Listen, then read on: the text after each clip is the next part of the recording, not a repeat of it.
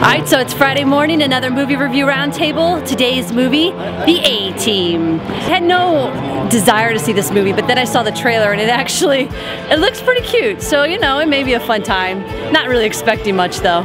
So excited. I know I'm not supposed to be excited because I need to keep my expectations in check. But I'm really excited. This was one of my favorite shows growing up. I watched The A-Team. I'm a fan, and this better live up.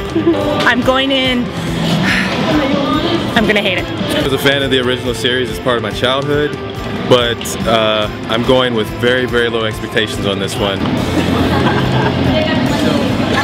I love it when a group comes together and reviews a movie. It's gonna be as badass as A-Team. Much, much better than I thought it was going to be. This, I'm glad I had low expectations because it definitely was above the low expectations. Stay through the credits. I really loved it. It was a perfect movie for me because there was tons of humor and tons of action, and that's my movie. There's nothing wrong with what they did with this remake. Everything was great about it. I don't care about the 4.5 seasons, 2.5 of which rocked my world as a child. This was an awesome film. Agree with everyone. Loved it, loved it, loved it, loved it, loved it. So glad I was excited about it because then I got to stay excited the whole time. I cheered, I laughed out loud, I applauded. That's a good movie. I didn't want to like it, and I sat through the whole thing going, no, I don't want to like it, but I did.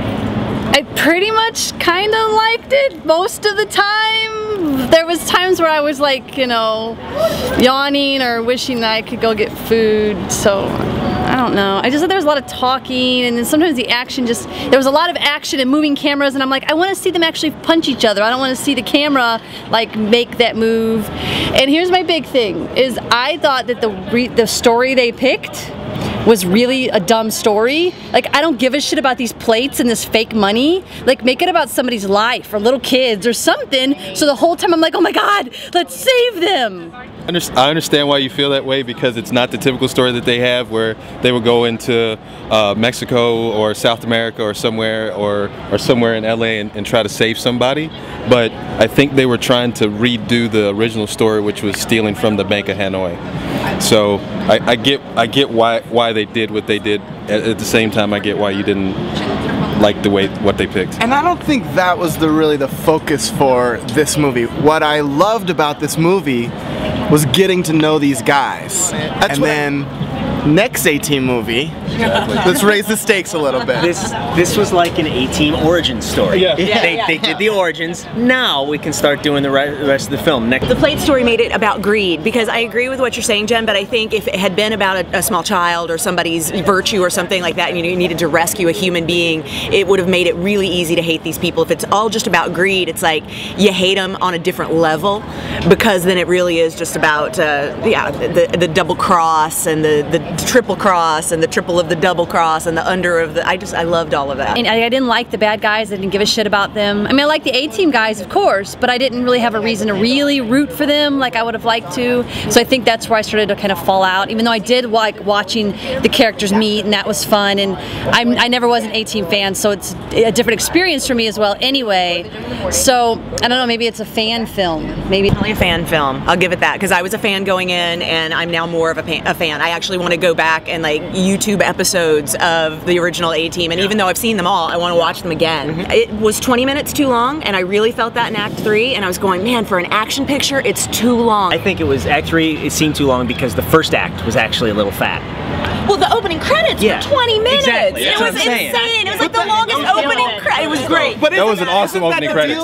Isn't that the deal with A-Team, is the opening credit, even on the TV show, was always a big deal. Yeah. So, I mean, that's another homage. Typical. You do these remakes, they're always, you know, they're changing something. And as for me as a fan, I'm like, they didn't really change that much. Except I didn't like, I didn't like Hannibal's voice. I was thinking Transformers. I was thinking Optimus Prime from Transformers every time he spoke. I was wondering about that voice. Is that like, was he mimicking the original guy? No. George Papard's voice was just his normal voice from Breakfast at Tiffany's, pretty much. But yeah, Liam Neeson totally went darker. But in the homage thing, they did say we're killing TV series by crushing the van That was in the first 10 minutes. We did. Wow. But then that, Wow. but you know that band's coming back. You know that band's I coming thought it back. was going to. in I the did movie, too. you know? I was really surprised when it happened. In the so sequel, quickly. in the sequel, that when that van comes back, it's gonna be like, yeah. Surprise of District 9 is Murdoch. I mean, I didn't realize that was him, and then pulled it off as a Southern boy with a little bit of South African sneaking in every once in a That while. who that was? Yeah, the Now lead it from makes- District 9. I had no idea.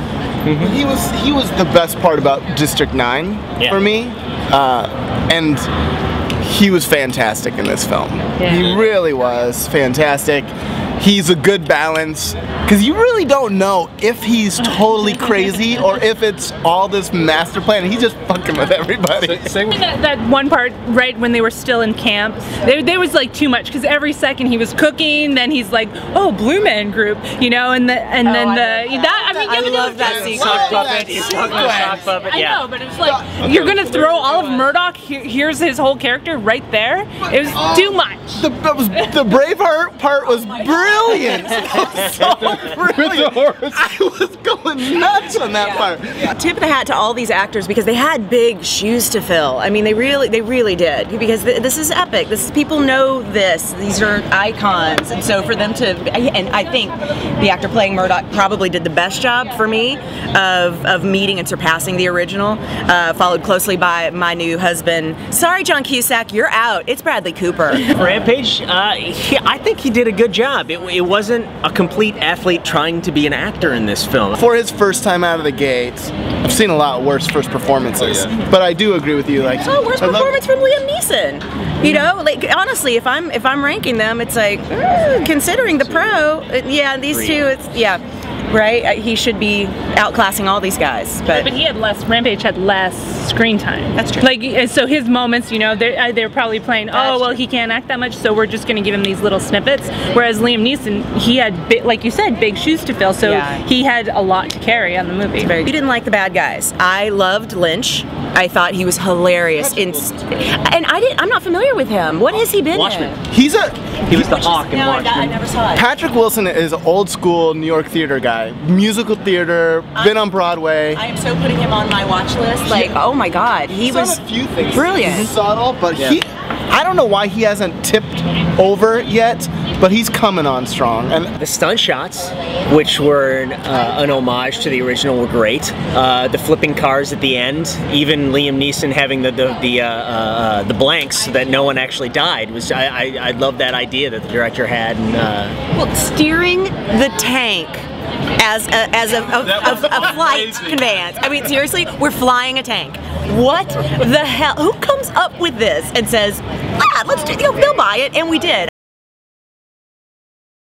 I originally wanted to see this movie and then didn't want to see this movie and then decided to see this movie anyway, and I'm glad I did. So you recommend seeing it? Absolutely.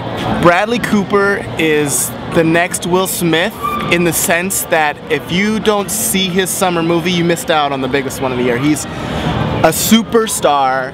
I've anticipated this movie all year long, more than any other movie coming out, and I loved it. And if you don't go, I'm gonna go twice or 3 times because I want to remember all the cool one-liners. I love it that this movie came together. It was. What?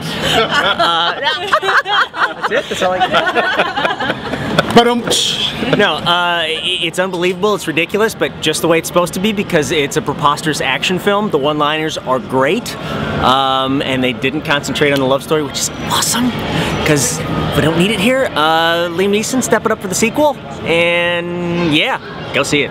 I knew that I was going to see this. This is one of the very few movies a year that when I hear it's coming out, I'm like, I'm there, and I'm there when it opens. I can already say I'm there again because I have this husband who, at every great moment, I was like, Keith would love this. I loved it. I am gonna have to see it again just because I have to sit with it a little longer. Maybe on video though. I was gonna say see it on DVD, but no, it's an action movie, so you have to go see it in the theater or don't see it at all. Pretty much that's kind of the bottom line. Turns out if you're an A-Team fan, you should see it. If you're not,